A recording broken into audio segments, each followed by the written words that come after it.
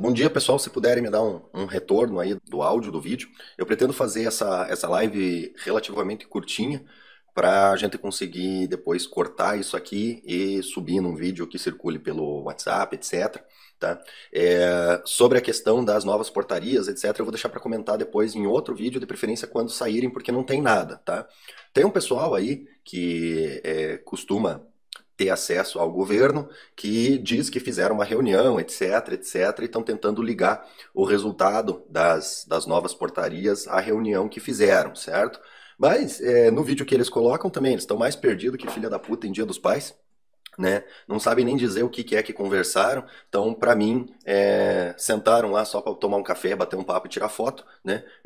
Ficaram lá com a conversinha mole de porte, que sempre tem. E agora, ao invés de fazer como fizeram da última vez, em que deram atestado de paternidade das portarias antes de saírem as portarias, e daí as portarias saíram uma merda, e daí depois ficaram aí tendo que se explicar, né? Ai, fomos traídos. Dessa vez eles não deram detalhe nenhum, né? E simplesmente inferiram a portaria, né? Vão deixar para dar o atestado de paternidade só depois que sair a portaria, né? Vivendo e aprendendo, né?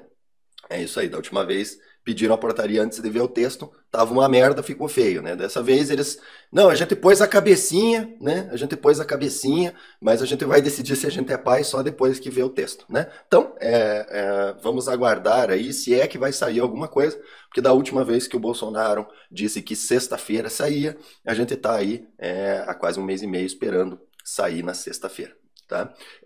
Então, sobre as portarias, por enquanto, é isso que eu tenho a argumentar, certo?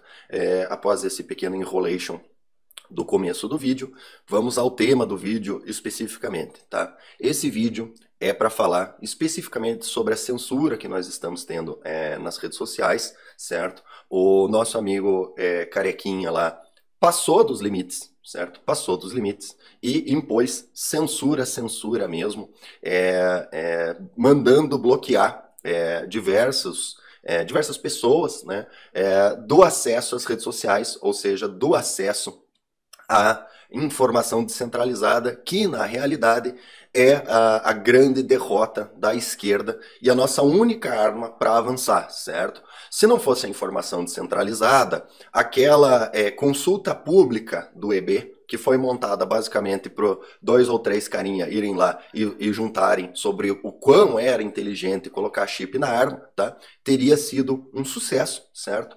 Ninguém ficaria sabendo daquilo lá, ninguém saberia preencher a informação, não teria ninguém para divulgar o contraditório, explicando por que o chip na arma é uma imbecilidade, certo? E ficaria só os trabalhinhos já pré-organizados a serem preenchidos, certo? Com a informação descentralizada, o bobo aqui gravou um vídeo explicando como é que fazia, né? Esse vídeo tomou uma proporção grande, várias pessoas acessaram e preencheram a consulta pública, e daí aquele trabalho, né, pré-pronto da esquerda, onde explicava como os chips iriam salvar milhares de vidas, assim como o Estatuto dos Armamentos salvou milhares de vidas, ficou um artigo no meio de 1.500, né? E, portanto, perdeu completamente o peso, certo? E agora a presidência tem o fundamento, né, para explicar por que as portarias foram revogadas, as tentativas de judicializar isso e fazer as portarias do chip entrarem novamente, já foram canceladas, né? Acredito que não saiu liminar, não vai dar em nada, bateu na trave essas judicializações, né? Tudo com base, o sucesso deve ser atribuído à possibilidade de informação descentralizada.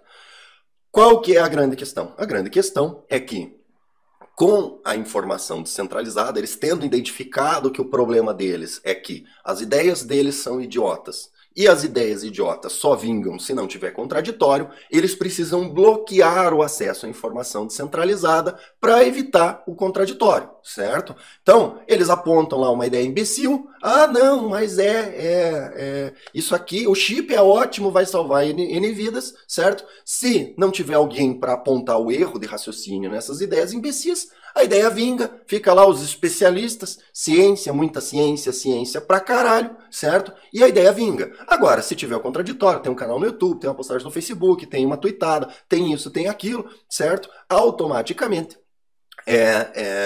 a gente tem as informações, as ideias idiotas sendo expostas como ideias idiotas, e daí fica difícil de você vingar uma ideia que não resiste ao contraditório, tá? Inclusive, isso serve até para críticas dentro da própria direita, né? Exemplo, Carluxo lá, o nosso querido mestre dos magos da direita, né? Vai lá e faz uma postagem no Twitter. Ai, porque nós tentamos, mas os CACs foram prejudicados, pedimos desculpas, pipipi, popopó. Tá, maravilha. Fui lá e retuitei pra ele. Mas, velho, pra escrever essas merdas não precisa escrever, não seja retardado, meu amigo. Não seja retardado. Quer falar? Fala. Fala o que é que foi que aconteceu, dá nome aos bois, ou não fala nada, entendeu? Agora ficar aí nessa de dar uma de mestre dos magos, gera uma agitação, gera perda de tempo, né?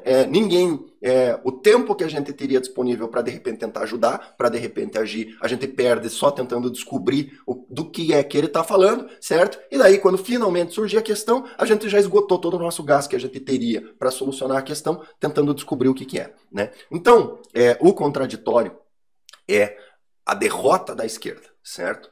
Sabedor disso, o nosso ministro Alexandre de Moraes foi lá e bloqueou o acesso ao Twitter, certo?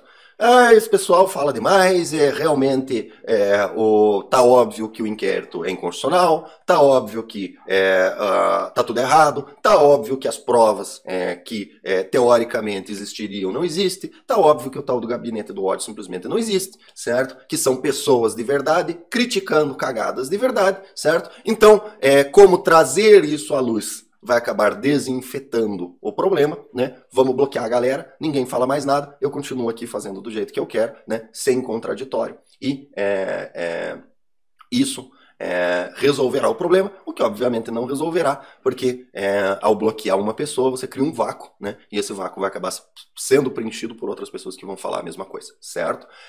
E aí, entramos efetivamente no tema, feito essa introdução, entramos efetivamente no que é urgente. Pois bem, o pessoal vinha cobrando do presidente Bolsonaro uma reação a essa atitude ditatorial do STF. E a reação veio, tá? Qual é a reação? A reação é uma ADIM intentada pela presidência, certo? A pedido do presidente da República, especificamente, uma ação direta de inconstitucionalidade com pedido de medida cautelar para conferir interpretação conforme Constituição aos dispositivos do Código de Processo Penal, artigos 282, inciso 1, 2, 319, etc. Isso, para mim, foi uma ideia genial do presidente, porque o que acontece? Você não pode entrar com uma DIN contra uma decisão judicial, tá? Não existe controle concentrado de constitucionalidade contra decisão judicial. Existe controle concentrado de constitucionalidade a termos da lei ou a interpretação dadas à lei, certo? Quando eu estava na faculdade, quando eu aprendi, essa interpretação para dar entendimento conforme ainda era considerado como ativismo judicial, certo? Era uma interferência indevida do judiciário no legislativo, porque quando você dá interpretação conforme, na verdade você muda o texto da lei, né? Tem muita interpretação conforme aí que, na verdade, os caras simplesmente pegaram um comando que dizia A, e inverteram o sentido do comando, né? Era interpretação conforme. Não era interpretação conforme, simplesmente reescreveram a lei do jeito que eles queriam, certo? Isso era ativismo judicial. Só que o ativismo judicial ficou popularzão, né? Porque tem muita coisa no Brasil que simplesmente não passa no legislativo, não passa, não adianta, né? Aborto, não passa no legislativo, não adianta, entendeu? Liberação total das drogas, não passa, meu amigo, não passa, o povo é conservador, entendeu? Essa merda não vai passar no legislativo. Aí como é que eles fazem? Não, vamos dar uma interpretação conforme, reescreve a lei, né? E daí passa na marra pelo judiciário. Ótimo. Utilizando as armas da esquerda, certo? O que a esquerda provavelmente hoje ainda não compreendeu, né? Dado que comemoram atitudes ditatoriais. Então, usando as armas da esquerda, o que eles fazem? O que o governo fez? Pegou a arma, né? O canhão abandonado no meio do campo de batalha, manobrou lá e apontou direto para a cara do STF, o canhão que eles largaram no meio do campo de batalha, certo? Então, Bolsonaro está utilizando de uma coisa que eu entendo incabível, sempre entendi incabível, certo? É um absurdo completo essa coisa de interpretação conforme a Constituição para alterar o texto da lei, certo?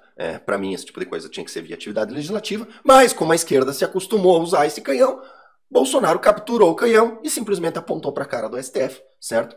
Para quê?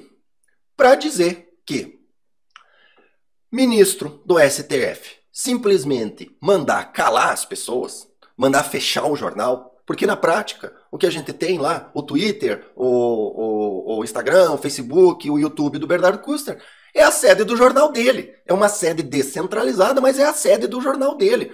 Tem mais equipamento, tem mais organização e tem mais produção do que muito bloguinho aí, encomendado pela esquerda e pago com dinheiro público, tá? Que não tem nada, entendeu? É o cara sentado na cama digitando no notebook, certo? Essa é a estrutura do jornal, que não pode ser fechado e que merece 100% de proteção da liberdade de expressão, mas o Kuster lá, que tem toda uma estrutura e usa esses meios como plataforma para divulgar, daí não é jornal, daí é só blogueiro, pode ser bloqueado, criticado, etc. Né? Então, o que a gente tem? A gente tem aqui basicamente um pedido, vamos lá para o finalzinho, para o pedido, porque para quem não é jurista, tá? Quando você vai avaliar qualquer tipo de ação, você começa pelo final, que é o pedido, né? Que é a parte importante, e depois você olha. Porque todo o resto fundamenta o porquê de ter o pedido, certo? Então, para quem aí é jurista, se você quer saber se o cara é jurista de verdade ou se o cara só faz de conta, entrega uma petição para ele olhar. Se ele lê a petição inteira e daí depois chegar no pedido, ele não sabe o que está fazendo, tá?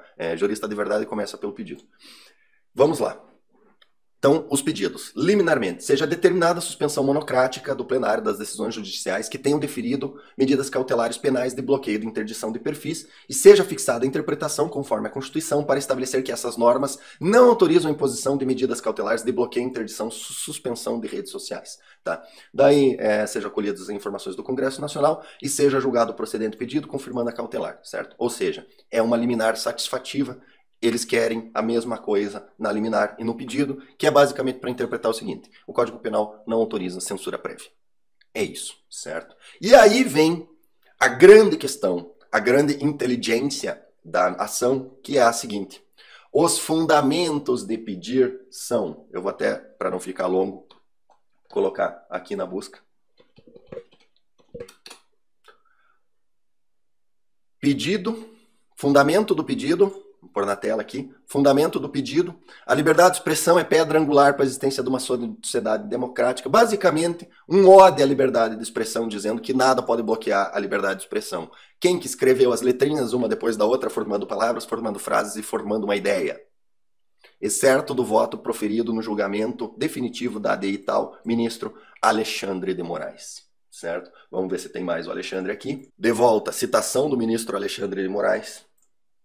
De volta, livro do Alexandre de Moraes, tá? E de volta, ministro Alexandre de Moraes. Ou seja, a AGU fez aquilo que eu disse num vídeo anterior. Eu, se fosse o Bolsonaro, entraria com uma ação judicial e fundamentaria essa ação na doutrina e na jurisprudência, citando especificamente o Alexandre de Moraes. Porque o Alexandre de Moraes, antes dessas decisões, desse inquérito ilegal, era o autor que mais claramente defendia a liberdade de expressão. Na doutrina do Alexandre de Moraes, no livro dele, que está ali em cima, ali, em algum lugar, ali, tá? Não tem espaço, entendeu? Tem uns mais lacrador, tipo Barroso e tal, que tipo, a liberdade de expressão é importante, mas veja bem, contudo, no entanto. No Alexandre de Moraes, não. No Alexandre de Moraes, é liberdade de expressão, pronto e acabou. Certo? Liberdade de expressão, pronto e acabou. Tá? Então, vai ficar uma situação muito complicada, porque o Alexandre de Moraes vai ser obrigado a... Ô Fabiano, pode deixar, eu vou ter bloqueado o canal, daí você não é obrigado a assistir nada. Tá? O Alexandre de Moraes, ele vai ficar obrigado a explicar porque ele mesmo mudou de ideia, né? Ele vai ficar obrigado a dizer o que mudou, né? O cara vinha há 10 anos ou mais justificando que liberdade de expressão não poderia, limitada de qualquer forma, e daí de repente, surgindo imediatamente, né, o cara decidiu que liberdade de expressão não vale mais, tá? Então, uma reação genial do presidente, tá? Dentro das armas que ele tem disponível, essa é a melhor, certo? Ninguém pode acusar ele de interferência, tá? E principalmente, para fins de narrativa, o fascista, o defensor da ditadura, o que né, o nosso fascista assintomático, né? Que ele é um fascista que não apresenta nenhuma característica de fascista. É o único político que está efetivamente defendendo a liberdade de expressão. Isso vai entrar para os anais da história como uma demonstração muito estranha da narrativa da esquerda, porque vocês não se enganem, daqui a 50 anos vai ter professor esquerdista ensinando sobre a ditadura do governo Bolsonaro, certo? E vocês vão precisar ensinar para os seus filhos, na hora que o professor lacrador começar a falar da ditadura do presidente Bolsonaro, erguer a mão e falar assim, mas professor, e aquela DIN que o ditador Bolsonaro entrou defendendo a liberdade de expressão? Como é que isso entra no contexto, entendeu? Os esquerdistas vão ter que rebolar para explicar isso daí, do mesmo jeito que hoje eles rebolam para explicar como que aquele partido alemão, né, é de direita se o nome era Partido Nacional Socialista dos Trabalhadores Alemães, né? Eles vão ter que se explicar, entendeu? Do mesmo jeito que hoje você simplesmente pega a sigla do partido, pega o programa do partido, põe na mesa pro esquerdista e diz assim, me explique isso, e o cara sai, não, é que, veja bem, né, contudo, no entanto, mas é que você tem que considerar que bibibi, popopó, e daí, vai estudar, né?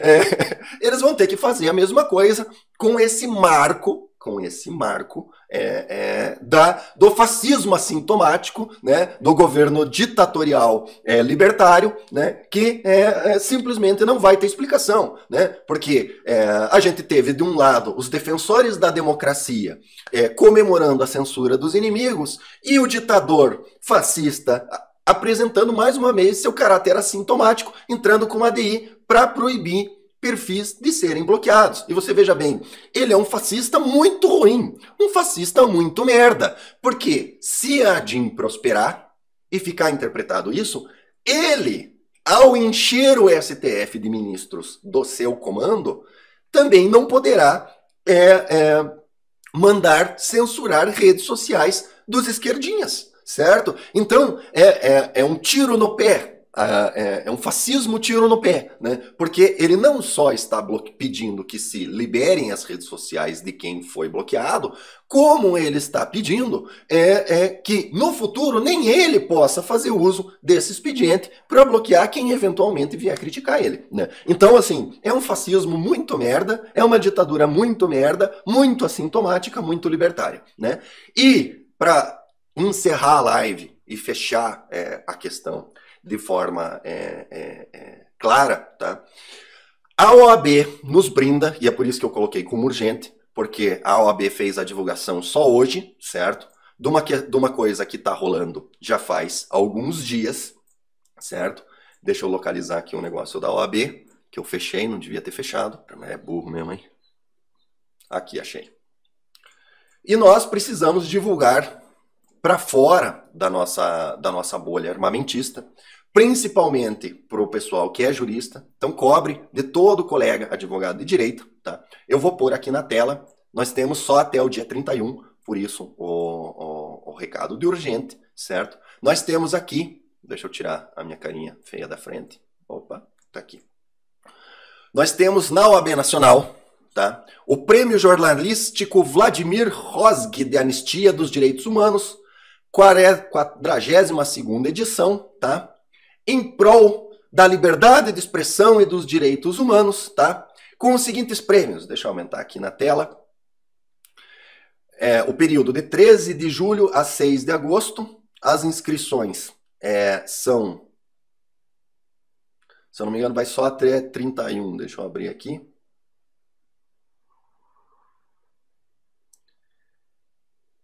Vocês podem ver que é bem esquerdinho o negócio aqui. As inscrições são aqui, ó, 21 de julho a 31 de julho, inclusive, tá? Serão aceitas produções jornalísticas inscritas em 6 categorias: arte, ilustração, charge, meme, caricatura, fotografia, uma foto, lacradora, produção jornalística em texto, reportagem em texto publicados em veículos impressos ou eletrônicos, vale postagem de Facebook, jornalística em áudio, jornalística em vídeo, vale vídeo do YouTube, jornalística em multimídia, reportagens multimídias publicadas na internet, tá? Na dúvida, publica aqui, tá? Então qual que é a questão? Da mesma forma, tá? Isso aqui todo mundo já sabe que é carta marcada, tem uma galerinha lá que já tá com os trabalhos prontos, vão entrar, aí vão ganhar o prêmio, daí vai sair destaque na mídia sobre prêmios aonde o jornalista fez uma crítica sensacional ao fascismo do governo Bolsonaro. Todo mundo sabe que é isso aí que vai acontecer, certo? Porém, contudo, no entanto, nós estamos em época de informação distribuída, nós estamos em época onde as produções, elas não ficam limitadas ao círculo fechado da bolha do esquerdismo, certo? E da mesma forma que nós fizemos com a consulta pública, que foi fechadinha para o pessoal lá do desarmamento mandar um estudo científico e homologar o chip na arma, eu convido, não convoco, convido os coleguinhas a se inscreverem nesta merda e enviarem as suas produções com o seguinte tema: o fascismo assintomático do governo Bolsonaro, e explicar como essa DIN é um marco histórico da defesa dos direitos humanos e da liberdade de expressão, e como o presidente Bolsonaro honra a memória do nosso grande jornalista Vladimir Herzog, que foi morto pela ditadura porque lutava pela liberdade de expressão. Vai ser lindo, vai ser maravilhoso, vários e vários artigos, memes, vídeos, áudios sendo analisados por aquele bando de esquerdinha lacrador, que vocês não se enganem, vai ser tortura para esse povo ter que assistir um vídeo, ter que ler um texto, ter que ver um meme aonde estará descrito como que o governo Bolsonaro honra na prática a memória do nosso querido, né, e importantíssimo jornalista Vladimir Herzog, que foi morto pela terrível, horrível, todos os aditivos que eles usam, agora me faltou, da ditadura militar brasileira, que foi um período horrível, horrível, horrível, e que está voltando agora pelas mãos do STF, né? E o nosso herói, o herói da liberdade brasileira, o fascista sintomático Bolsonaro, né, está sendo o bastião de levar adiante a mensagem, a importante mensagem deixada pelo Vladimir Herzog, que morreu para que nós tenhamos a liberdade de expressão, tá? Vai ser tortura, tá? Vai ter avaliador desse prêmio aí se aposentando por depressão de ter que avaliar centenas de produções artísticas demonstrando que, na prática, eles são um bando de hipócrita e que, se eles realmente se importassem com direitos humanos e com os ensinamentos do Vladimir Herzog, eles estariam batendo palma para o presidente Bolsonaro, certo? É uma tortura que eu faço questão de fazer. Inclusive, pretendo gravar um vídeo especificamente sobre isso, só para me inscrever nessa merda aí, tá? Um detalhe. Não precisa ser advogado, tá? Fez um meme, se inscreve e manda. Escreveu uma postagem de Facebook, se inscreve e manda, tá? A regra é a seguinte: a postagem precisa estar disponível para envio na época que o pessoal vai avaliar, tá? É isso. Então posta no Facebook, pega o link, se inscreve pelo link do Facebook. Se tiver disponível, os caras vão ter que ler essa merda. Fez um vídeo do YouTube? Manda o link do vídeo do YouTube, manda pra lá, os caras vão ser obrigados a assistir o teu vídeo do YouTube, tá? Fez um meme, manda o meme pra lá, tá? Escreveu um texto, um artigo, né, em algum lugar, lá no Infoarmas, tá? Posta, tá? Então, gente, eu estou convidando a qualquer um, tá? Não precisa ser advogado, a qualquer um, a se inscrever nesse negócio e mandar a sua produção artística, charge, meme, vídeo, áudio, texto, seja o que for, certo? Para o 42º jornalístico Vladimir Herzog de Anistia de Direitos Humanos, né, com o seguinte tema: Bolsonaro é hoje o maior defensor da liberdade de expressão e o maior bastião das ideias do finado Vladimir Herzog, tá? Se você encerrar o seu texto com isso daí, você pode ter certeza que vai ter esquerdista dando pulo a 2 metros de altura, tá? E pedindo para ser afastado desse prêmio, porque ele foi atacado pelo gabinete do ódio, tá? Então é isso, pessoal. Depois eu vou cortar esse finalzinho do vídeo, né? Vou espalhar no WhatsApp, vou pedir para vocês que divulguem, quem receber, divulgue isso, mandem para todos os colegas que têm algum tipo de produção artística, tem canal no YouTube, faz meme, posta no Facebook, seja o que for, tá? E vamos se inscrever nesse troço. Eu até agora não vi como que a gente faz a inscrição totalmente, mas pelo visto preenche um formulário só. Mas vamos entrar, gente, vamos entrar. A guerra cultural é a base. Eles fazem esses prêmios para ficar registrado na história o lado deles, tá? É isso. A gente precisa reagir a esse trabalho que a esquerda faz de dar uma oficialidade à versão completamente distorcida deles, tá? A gente precisa que, no mínimo, querem dar oficialidade à versão idiota de vocês da história, maravilha, mas vocês vão ter que ouvir o contraditório e vão ter que assinar o atestado de hipócrita para fazer, tá? O link da inscrição, o link tanto da ADI, da AGU, quanto o link para se inscrever no prêmio da OAB, tá? Eles estão na descrição desse vídeo, tá? Depois eu vou fazer uma versãozinha editada, pequena desse vídeo, só com esse finalzinho. Também vai ter o link da descrição, tá? Peço que a versão editada depois seja encaminhada para o maior número de pessoas, tá? Porque vai ter inscrição lá dos esquerdinha, de uns 4 ou 5 trabalhos, uns 10 no máximo de cada categoria, certo? Seria importante que a gente inscrevesse a nossa versão da história, a versão onde Bolsonaro é o bastião da liberdade, pelo menos uns 50, certo? Pelo menos uns 50, tá? Para que nós sejamos a maioria dos trabalhos, né? Obviamente que nenhum trabalho onde Bolsonaro é o bastião da liberdade vai ganhar, né? Isso é óbvio, né? Mas a gente vai forçar eles a ler, tá? E duvido que não saiam de lá extremamente irritados, no mínimo. Então, pessoal, desse vídeo é isso. Aparentemente vão sair portarias aí. Eu aguardo que as portarias saiam antes de fazer qualquer comentário, porque qualquer informação anterior é simples especulação. Então é isso, pessoal. Peço que curtam, compartilhem, se inscrevam no canal e lembrem-se, o Porta Educar que existe, ele vive nos nossos corações e mentes. Basta nós acreditar e combater essa distorção da realidade que a esquerda tenta impor, tá? E que vocês tenham certeza, tá? Quando seus filhos fizerem 10, 11, 12 anos, tá? Vai ter professor contando para eles a versão esquerdista da história, aonde Bolsonaro era um ditador, era um fascista, e esses anos que nós estamos vivendo era uma ditadura imposta pelo Bolsonaro, não pelo STF, tá?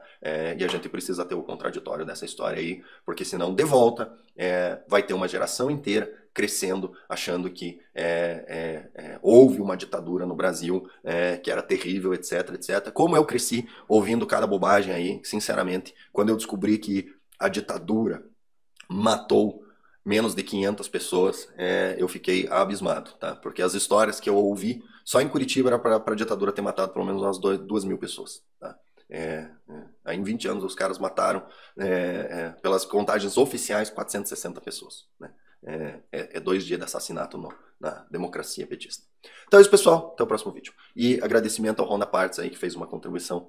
Obrigado aí pelo apoio. Até o próximo vídeo.